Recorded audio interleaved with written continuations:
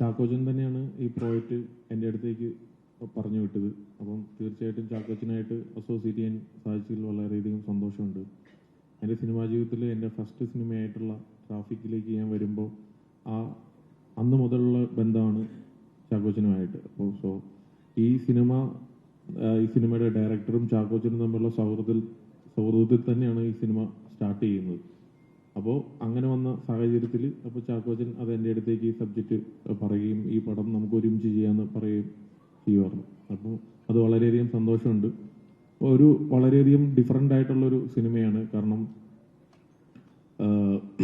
എല്ലാ ആർട്ടിസ്റ്റുകളുടെ ഒരു maximum performance ഈ സിനിമയിൽ കാണാനായിട്ട് സാധിക്കും. ഇപ്പോൾ ചാക്കോച്ചനാണെങ്കിലും വളരെ ഡിഫറെൻ്റ് ആയിട്ടുള്ളൊരു കഴിഞ്ഞ പടമാണെങ്കിലും ചാക്കോച്ചനും രതീഷും തമ്മിലുള്ളൊരു പടത്തിൽ ചാക്കോച്ചൻ്റെ ഒരു വേറിട്ട ഒരു ക്യാരക്ടറായിരുന്നു. അപ്പോൾ എന്ന് പറഞ്ഞ പോലെ ചാക്കോച്ചനായിക്കോട്ടെ, സജിനായിക്കോട്ടെ, ജാഫർ കെ ആയിക്കോട്ടെ, എല്ലാവരുടെയും ഒരു വേറിട്ട ഒരു പെർഫോമൻസ് ഈ സിനിമയിൽ നന്നായിട്ട് മാക്സിമം ആ ഡയറക്ടർ എടുത്തിട്ടുണ്ട്. പ്രേക്ഷകർക്ക് മുന്നിൽ കൊണ്ടുവരാനായിട്ട് സാധിക്കും. ഇപ്പോൾ വിഷു ദിനത്തിലാണ് ഈ സിനിമ റിലീസാവുന്നത്.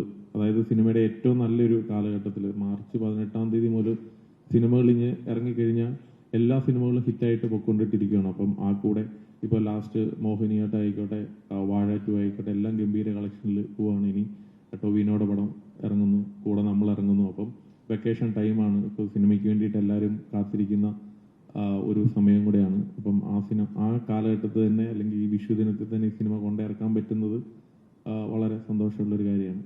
Thank you.